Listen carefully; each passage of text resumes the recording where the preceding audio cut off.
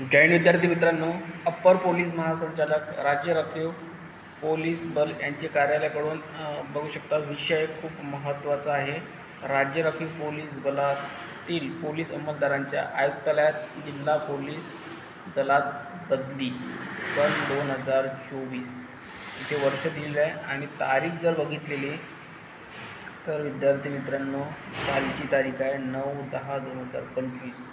म्हणजेच जिल्हा बदली झाल्याशिवाय विद्यार्थी मित्रांनो आपले पोलीस भरतीची जाहिरात हे थोडा याच्यावर सुद्धा डिपेंड असते। विद्यार्थी मित्रांनो ही बाब लक्षात असू द्या, म्हणजे याच्यामुळे सुद्धा आपल्याला उशीर होऊ शकत आहे।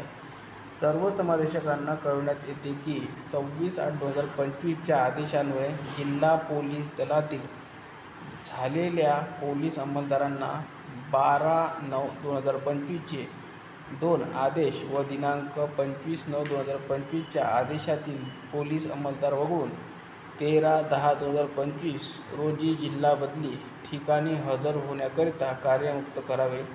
तसेच कार्यमुक्त केल्याबाबतचा पूर्तता अहवाल 14/10/2025 रोजी या कार्यालयात सादर करायचा आहे।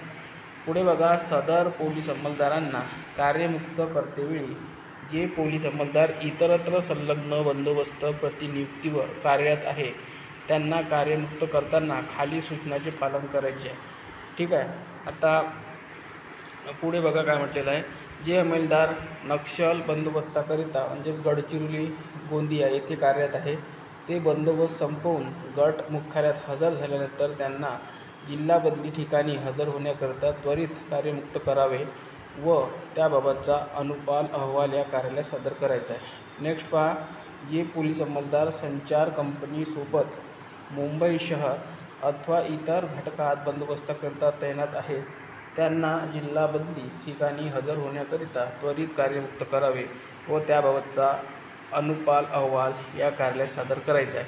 नेक्स्ट पहा, जे पोलीस अंमलदार प्रतिनियुक्तीवर इतर घटकात कार्यरत आहेत त्यांना राज्य राखीव पोलीस बल गटात परत बोलवून घेण्यात यावे। त्यांना राज्य राखीव पोलीस बल गटात हजर करून घेऊन मगच जिल्हा बदलीवर कार्यमुक्त करावे। जर त्या पोलीस अंमलदारास प्रतिनियुक्तीच्या घटकात कर्तव्य बजावायचे असल्यास तो नवीन जिल्ह्यात हजर होऊन मग तिथून प्रतिनियुक्तीवर रवाना होईल। जे पोलीस अंमलदार दुसऱ्या घटकात किंवा एका गटात संलग्न आहेत त्यांना मूळ गटात हजर करून घेऊन जिल्हा पोलीस ठिकाणी हजर होण्याकरिता त्वरित कार्यमुक्त करावे व त्याबाबतचा अनुपाल अहवाल या कार्यालयात सादर करावा। आता बघा, विद्यार्थ्यांच्या मनात आहे की आपली जाहिरात का आलेली नाही अजून। तर विद्यार्थी मित्रांनो, सध्या या पत्रकानुसार आपल्याला माहिती आहे की जिल्हा बदलीचे कामं बघा त्यांनी काय म्हटलेलं आहे, जिल्हा बदली झाल्यानंतर 14 तारखेला इथे अहवाल पाठवायचा आहे। म्हणजे जे कर्मचारी जे पोलीस अंमलदार हे जिल्हा बदली झाल्यावर त्या जिल्ह्यामध्ये पोचले की नाही पोचले, म्हणजे रुजू झाले की नाही झाले, जॉईन झाले की नाही झाले, त्याचा अहवाल यांना पाठवायचा आहे।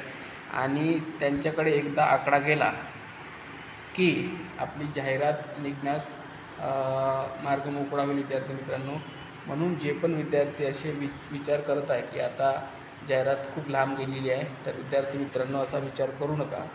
जाहिरात ही लवकरच निघणार आहे। त्यासाठी तुम्हाला फक्त एक काम करावं लागणार आहे।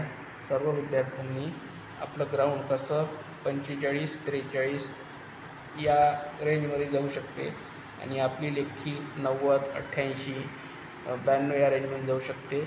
आणि ज्या विद्यार्थ्यांना 90, 88, 92वर लेखी न्यायची आहे त्यांनी आपलं टेलिग्राम चॅनल जॉईन करा, कारण की तिथे आपण दररोज 100 मार्कचा पेपर फ्रीमध्ये देत असतो। एकूण आपले 30 पेपर पूर्ण झालेले आहे, 1 रुपयासुद्धा आपण घेत नसतो। तिथे सर्व स्टडी मटेरियल तुम्हाला फ्रीमध्ये मिळत असते।